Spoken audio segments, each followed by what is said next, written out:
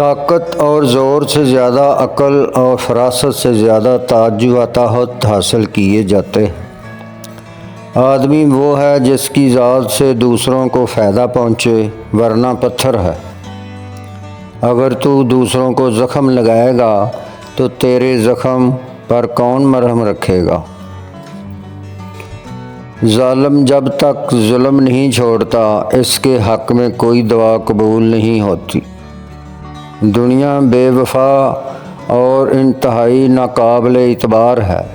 اس سے فائدہ وہی شخص اٹھاتا ہے جو اسے مخلوق خدا کی اصلاح اور فلاح میں لگا دیتا ہے۔ دنیا میں ہمیشہ نہیں رہنا، اس لیے اس سے دل نہ لگاؤ۔ دنیا ناپائیدار ہے اور جی لگانے کے قابل نہیں ہے۔ دولت کو صدقہ جاری میں لگاؤ، آخرت میں کام آئے گی۔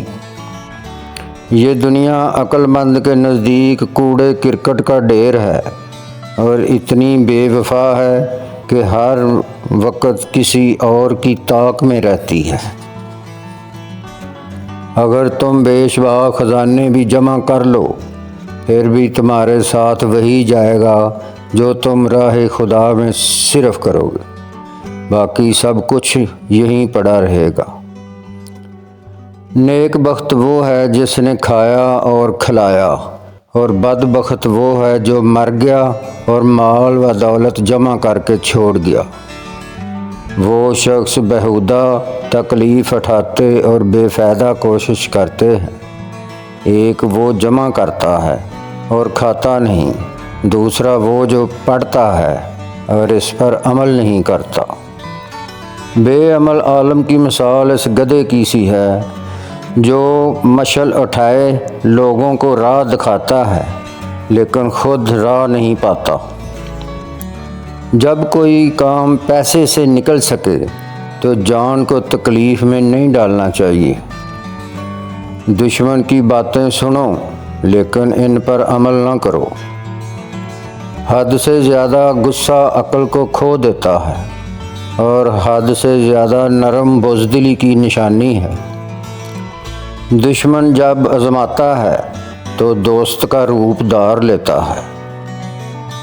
جو شخص اپنی دنائی کا سکہ جمانے کے لیے کسی دنا سے بحث و تکرار کرتا ہے وہ بیوقوف ہے۔ جس نے علم پڑھا اور عمل نہ کیا، اس کی مثال ایسی ہے کہ ہل جوتا مگر بیج نہ بویا۔ ہر خوبصورت نیک سیرت نہیں ہوتا، کیونکہ اصل چیز پوشیدہ ہے، باہر تو صرف چمڑا ہے۔ شیر کے ساتھ لڑنا اور شمشیر پر ہاتھ رکھنا دناؤں کا کام نہیں۔ اگر پیٹ کا دھندا نہ ہوتا تو کوئی جانور جال میں نہ پھنستا، بلکہ خود شکاری بھی جال نہ بچھاتا۔ جھوٹ بولنے والے کی سچائی پر بھی کوئی اعتبار نہیں کرتا۔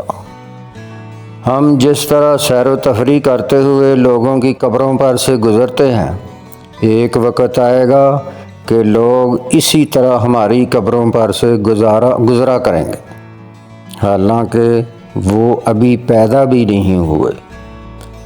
اپنے قبضے کی ٹوٹی ہوئی چیز اس صحیح سالم سے بہتر ہے جس پر مخالف کا قبضہ ہو، کیونکہ اس سے فائدہ اٹھانے کی کوئی صورت نہیں۔ دولت کو خدا کی امانت سمجھتے ہوئے اس طرح صرف کرو کہ اس سے مخلوق خدا کو فائدہ پہنچے۔ دشمن کتنا ہی کمزور ہو، اسے کمزور نہ سمجھو۔ جس نے زندگی میں کسی کو تکلیف نہ پہنچائی ہو وہ قبر میں آرام و راحت سے سوتا ہے۔ حدیث میں آتا ہے کہ جب یتیم روتا ہے تو اس سے عرش ہل جاتا ہے، اس لیے یتیم کو رونے کا موقع نہ دو۔ شیطان سے سجدے کی اور بد ذات سے نیکی کی توقع فضول ہے۔ جب ظالم ظلم کرنے کو اپنا حق سمجھنے لگے تو اس سے یہ حق چھین لینا چاہیے۔